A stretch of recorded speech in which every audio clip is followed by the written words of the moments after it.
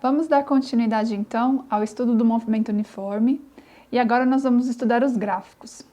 Os gráficos na física são muito importantes e, na verdade, em muitos estudos, nós iniciamos com dados plotados em gráficos que nos dão comportamento geral de algum experimento, de algum evento, e a partir disso nós determinamos equações, fazemos previsões e outras conclusões que são necessárias para determinados estudos. Então, os gráficos são bastante importantes, são parte fundamental da física.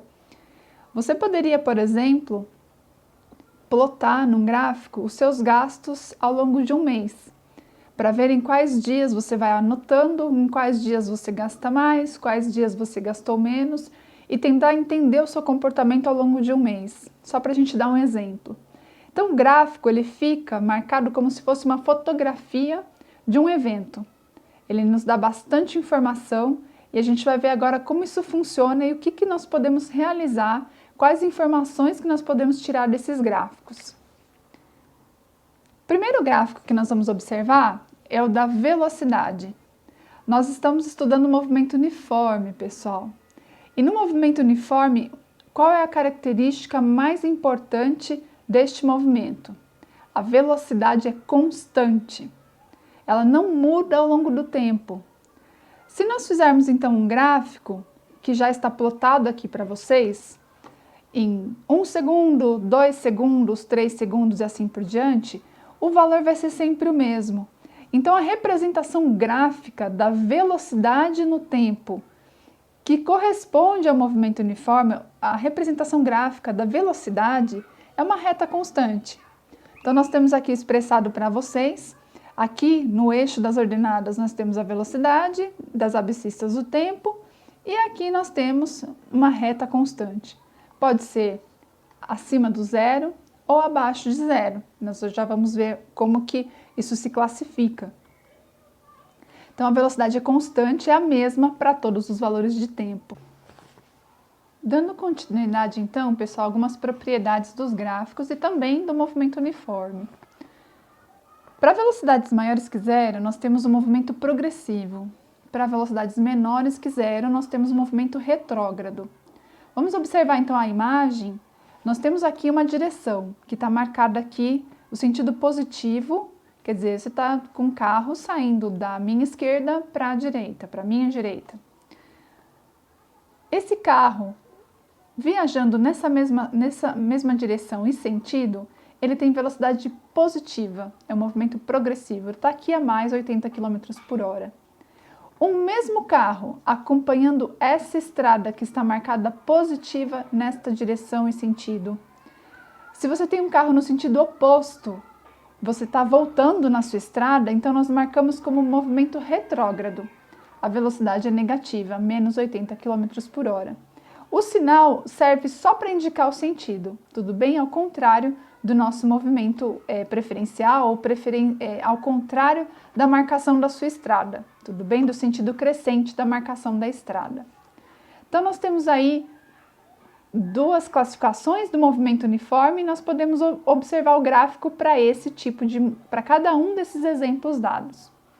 Quando nós temos então movimento progressivo, o gráfico da velocidade está acima do zero, tudo bem? E quando nós temos movimento retrógrado, nós temos um gráfico abaixo de zero. Lembrando, o sinal só diz para você que o sentido de movimentação deste automóvel, deste móvel, está inverso do sentido da sua estrada. Então aqui temos o movimento retrógrado de rosa. Uma coisa que dá para você fazer, utilizando os gráficos, é calcular o deslocamento a partir de uma imagem de gráfico da velocidade. Como que nós podemos fazer isso? A gente pode, através da área do gráfico, calcular o deslocamento. Então, por exemplo, o Enem, que adora gráficos, né, vai te dar uma informação como essa e você consegue tirar informações do deslocamento. Basta fazer uma conta bem simples. O deslocamento, a variação do espaço, é aproximadamente igual à área abaixo do gráfico. Então, por exemplo, nós podemos calcular o deslocamento nesse trecho circulado aqui de azul claro, definindo uma região de tempo, nós vamos ter uma base. E nós temos aqui uma altura que corresponde até onde vai a sua velocidade, por exemplo, 5, 1 metro por segundo. Fazendo base vezes altura é a área de um quadrado ou a área de um retângulo, e aí você consegue obter o valor do deslocamento. O mesmo aqui embaixo de rosa para o deslocamento no movimento retrógrado. Você consegue obter o deslocamento pelo cálculo da área do gráfico. O gráfico a seguir, vamos ver um exemplo então. O gráfico a seguir representa aproximadamente a velocidade escalar de um ciclista, em função do tempo durante uma viagem de 3 horas. Observe então o gráfico aqui comigo, pessoal. O ciclista está viajando, saiu de um ponto zero e viajou durante 3 horas. As informações que eu tenho nesse gráfico são informações de velocidade. Então, nas primeiras 2 horas, ele andou a 30 km por hora. Ele andou com uma boa velocidade. Depois de 2 horas, de 2 a 3 horas, ele passou por uma velocidade menor, de 15 km por hora. Provavelmente ficou cansado ou estava numa subida. Quais informações que nós podemos tirar desse gráfico? Primeiro, ele está pedindo o deslocamento escalar do ciclista. Quanto que ele andou? E qual foi a sua velocidade média, a média total da sua viagem? Vamos observar então como é que funciona isso. A primeira informação, o deslocamento. Vamos então calcular a primeira parte aí do item do exercício, o item A, é o deslocamento escalar do ciclista. Vamos tentar fazer pela equação da velocidade, será que é possível? Eu tenho aqui, o que nós tínhamos lá no movimento uniforme? A equação da velocidade é variação do espaço pelo tempo.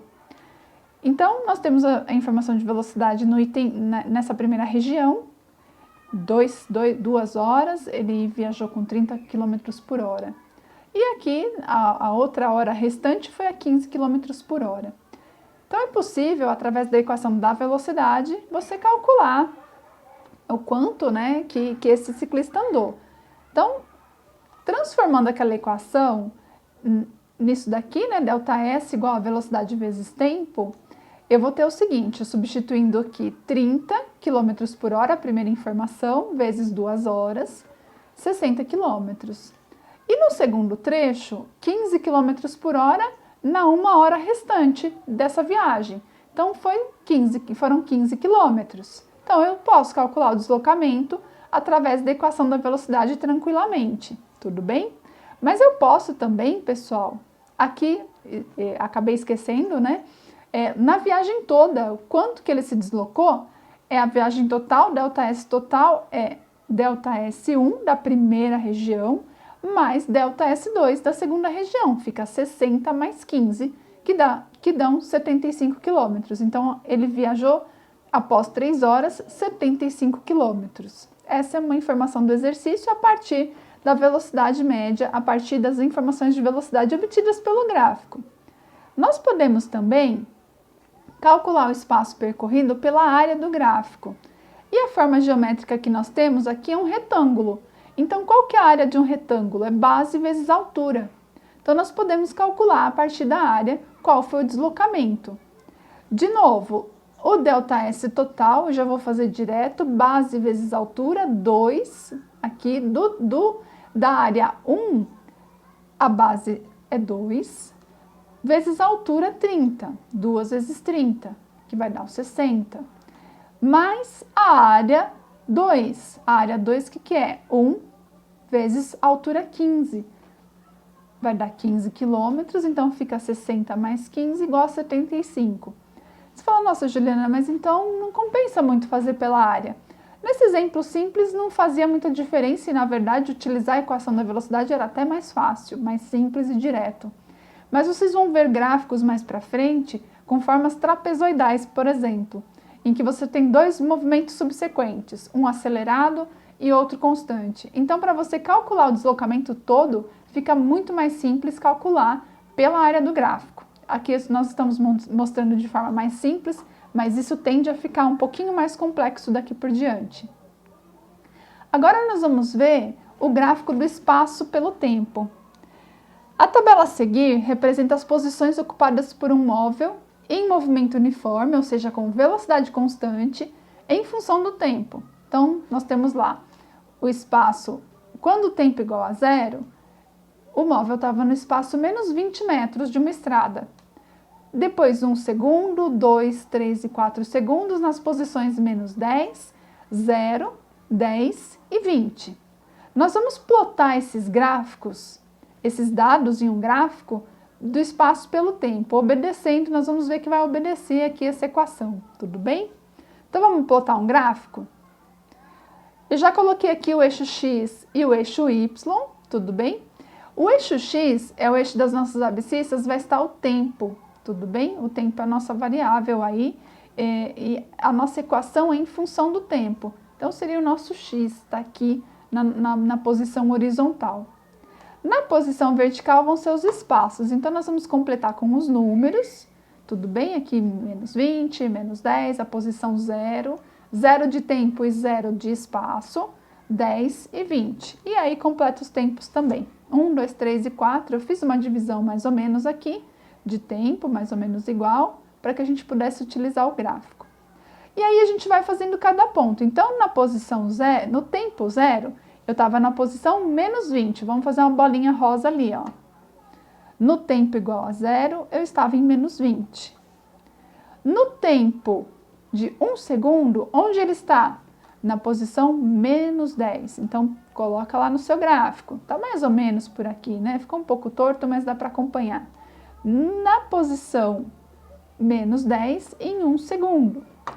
Em 2 segundos, ele vai estar no 0 da estrada, tudo bem? Então, quando aqui está em 2 segundos, eu estou no 0 da estrada. O 0 da estrada está aqui, né? A estrada, vamos dizer, os espaços estão no eixo Y, então o 0 do Y está aqui, bem em cima do eixo, né, do nosso tempo, tudo bem? 3 segundos, aí nós vamos plotar lá em cima, o 3 segundos está aqui, o 10 está mais ou menos por aqui. E por fim, o 4 na região do 20, né? 4 segundos na posição de 20 metros. Você traça uma reta e aí está plotado o seu gráfico do deslocamento pelo tempo, do espaço versus tempo. Observa que quando você conecta esses dados, quando você traça uma reta, você observando esses pontos, a gente consegue enxergar que o comportamento desse deslocamento segue uma função de primeiro grau. E a função de primeiro grau é exatamente a equação do sorvete, S igual a S0 mais VT, e que a representação gráfica é dada por uma reta, tudo bem? Quais informações que nós podemos tirar deste gráfico? Bem, nós já sabemos, porque a gente já discutiu um pouco isso, que a velocidade é constante. Mas será que é possível calcular a velocidade? É possível calcular a velocidade pelos dados da tabela e pelos dados do gráfico, pela imagem do gráfico. Então vamos ver como é que funciona?